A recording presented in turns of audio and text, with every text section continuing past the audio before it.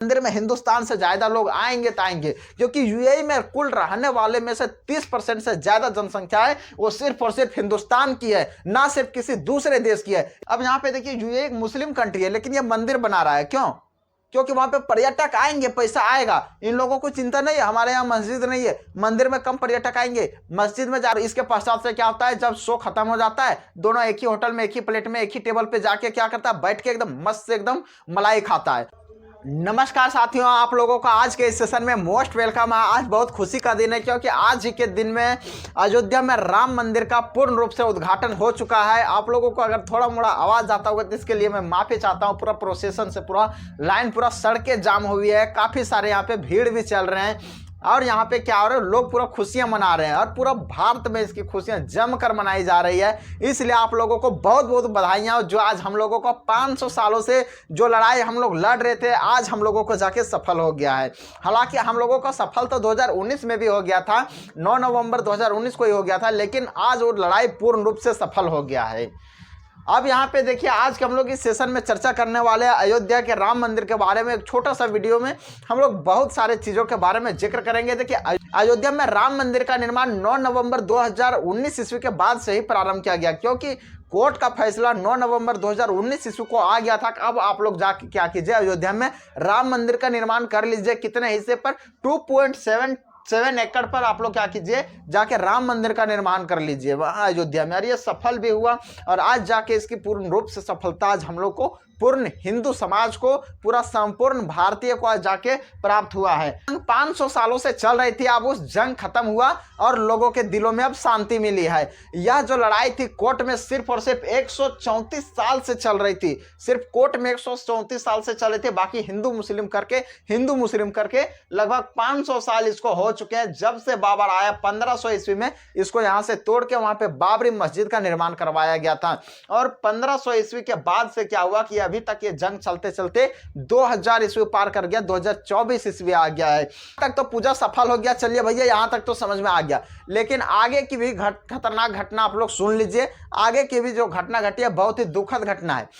वहीं देश के कुछ हिस्सों में मुस्लिमों द्वारा काफी अधिक विरोध किया गया है, लोगों के काफी अधिक क्या किया है, मारपीट किया गया है, रैलियों को भंग किया गया है, प्रोसेशन को क्या किया गया है, समाप्त किया गया है, तोड़फोड़ काफी अधिक मचा दिया गया है, कितने लोगों को घायल कर दिया गया है। यहाँ पे लोगों के द्वारा, जैसे इसका जीता जागता हुआ उदाहरण है मुंबई के मीरपुर में क्या हुआ है कि मुस्लिमों द्वारा रैलियों पर आक्रमण कर दिया गया, जिसके वजह से काफी सारे लोग घायल हो गए, और घायल होने के पश्चात से वे लोग अपने जान बचाकर इधर उधर भागने लगे। हालांकि मुस्लिमों द्वारा इस प्रकार की करतूत को अंजाम ना दिया जाना चाहिए। देश में इस प्रकार की रैलियों को निकालने से पहले भीड़ भाड़ वाले एरिया में क्या करना चाहिए, प्रॉपर प्रशासन की व्यवस्था कर लेना चाहिए। सरकार को इससे पहले सचेत हो जाना चाहिए। हालांकि अभी तक ये यूपी में अगर हुआ रहता है इस प्रकार की घटना, तो अभी तक योगी जी बख्शे नहीं रहते। हालांकि सरकार इस पर काम कर रही है। अब आगे हम लोग देखते हैं कि सरकार इस पर किस प्रकार से काबू पाती है और किस प्रकार से इन दोषियों को सजा मिलती है। या फिर अगर यूपी में अगर इस प्रकार की घटना अभी तक हुई रहती तो शायद इन लोग को अभी तक शूट करके उड़ा दिया गया होता। इन लोग को कोई कानून, कोई कोर्ट वोट के चक्कर नहीं है। No bell no sell, direct इन लोग को भगवान के पास भेज दो। कुछ यहाँ पे इन लोग को समझाने बुझाने की जरूरत नहीं है। इस प्रकार की घटना हमारे देश में नहीं होना चाहिए। मैं इस घटना का काफी अधिक निंदा करता हूँ, और ये जब से इस प्रकार की घटना का अंजाम दिए तब से ट्विटर पे इसका वीडियो जो है काफी अधिक ट्रेंड हो रहा है। आप लोग यहाँ पे देख भी सकते हैं बगल में किस प्रकार से यहाँ पे लोगों ने क्या किया है, एक दूसरे पे लाठीचार्ज शुरू करना है, लोग किस प्रकार से घायल हो गए। इसीलिए हिंदुस्तान के लोग कहते हैं जो राम का नहीं वो किसी काम का नहीं। लेकिन अब यहाँ भी एक बात और सुन लीजिए, जो राम का नहीं, वो जो हिंदुस्तान का नहीं, वो किसी काम का नहीं। जो राम और हिंदुस्तान का नहीं वो किसी काम का नहीं है। सिर्फ राम का ही नहीं, जो हिंदुस्तान का भी नहीं है वो भी किसी काम का नहीं है। घटना के बारे में चर्चा करते हैं। ना सिर्फ इंडिया में बल्कि अब दुनिया के बहुत सारे देशों में क्या हो रहा है, हिंदू मंदिर का बनना शुरू हो गया है। जैसे इसका जीता जागता हुआ उदाहरण है यूएई क्या कर रहा है, अपनी राजधानी अबू धाबी में इसका अब एक हिंदू मंदिर, बहुत ही भव्य हिंदू मंदिर का निर्माण कर चुका है। इसका भी उद्घाटन बहुत ही जल्द करना है। इसका भी उद्घाटन नरेंद्र मोदी को ही करना है। नरेंद्र मोदी का सोने पे सुहागा वाला काम हो गया है, क्योंकि भारत में भी उद्घाटन और दूसरे देशों में भी, यानी यूएई में भी उद्घाटन, यूएई में इसका उद्घाटन करना है नरेंद्र मोदी को 14 फरवरी को करना है। हालांकि इसका नींव जो डाला गया था वह राम मंदिर से पहले डाला गया था। राम मंदिर का जो नींव था वह 2019 ईस्वी में डाला गया। यूएई में जो हिंदू मंदिर का जो नींव डाला गया था, या 2018 ईस्वी में इसका नींव डाला गया था नरेंद्र मोदी के द्वारा ही, और इसका जो उद्घाटन होने वाला है वह भी नरेंद्र मोदी के द्वारा ही हो जाएगा। 14 फरवरी 2024 को इसका उद्घाटन सफल हो जाएगा।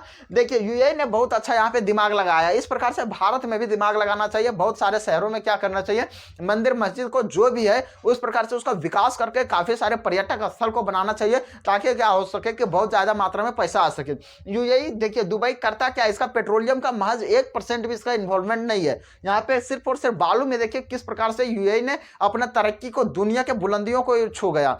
यूएई पहले अपने दुबई शहर को बहुत ही बेहतरीन ढंग से बनाया और वहां पे लोगों को मन मोह लिया, वहां पे सब कुछ फ्री कर दिया, बहुत हद तक फ्री कर दिया, सस्ता कर दिया। उसके बाद से क्या हुआ, लोग उसके ओर अट्रैक्टिव हुए, टूरिस्ट आए, पैसा आया। उसके बाद से भी दूसरे शहर की ओर पलायन करना शुरू कर दिया। यूएई पहले दुबई को बनाया, अब इसके पश्चात से अबू धाबी को बनाने के लिए निकल पड़ा है। अबू धाबी को भी इन्होंने उसी तरह से अब गढ़ देगा जिस प्रकार से दुबई को गढ़ा हुआ है, क्योंकि यहाँ पे जो हिंदू मंदिर बना है बहुत ही भव्य रूप से बना है। नजारा आप लोग देख सकते हैं स्क्रीन पे किस प्रकार से, और भी जब इसकी नजारा आएंगे और जिस दिन इसका उद्घाटन होंगे हम लोग जरूर इस पर एक सेशन करेंगे।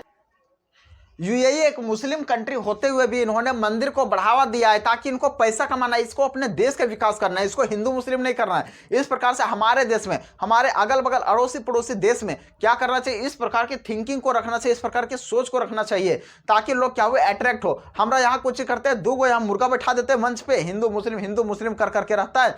जनता को इन लोग क्या करता है कि पूरा चूतिया बनाने में यही दोनों का हाथ है। और इसके पश्चात से क्या होता है, जब शो खत्म हो जाता है, दोनों एक ही होटल में, एक ही प्लेट में, एक ही टेबल पे जाके क्या करता है, बैठ के एकदम मस्त से एकदम मलाई खाता है, और जनता को क्या करता है, सिर्फ बुड़बक बनाकर ये दोनों अपना रोटी सेकते हैं और कोई काम नहीं करते। अब यहां पे देखिए यूएई एक मुस्लिम कंट्री है, लेकिन ये मंदिर बना रहा है, क्यों? क्योंकि वहां पे पर्यटक आएंगे, पैसा आएगा। इन लोगों को चिंता नहीं है, हमारे यहाँ मस्जिद नहीं है, मंदिर में कम पर्यटक आएंगे, मस्जिद में ज्यादा आएंगे, क्या होगा क्या नहीं होगा इसको चिंता नहीं है। ये जानते हैं कि मंदिर में हिंदुस्तान से ज्यादा लोग आएंगे तो आएंगे, क्योंकि यूएई में कुल रहने वाले में से 30% से ज्यादा जनसंख्या है वो सिर्फ और सिर्फ हिंदुस्तान की है, ना सिर्फ किसी दूसरे देश की है। इसलिए यहाँ के लोग हैं वो जानते हैं कि हमको किस प्रकार से डेवलप करना है। भारत को भी उसी प्रकार से क्या करना चाहिए, इसके बारे में सोचना चाहिए, और इस प्रकार की सारी गतिविधियों को ध्यान में रखते हुए विदेशी लोगों को अपने ओर अट्रैक्ट करना चाहिए। एक ताजमहल बना के भारत बोलता है हाँ हमारे यहाँ ताजमहल है, आइए घूमिए, चलिए घूमिए फिरिए देखिए, बस एक ही बार में हो गया। इन सारे बातों को ध्यान में रखते हुए भारत को एक कड़ी निर्णय लेना चाहिए।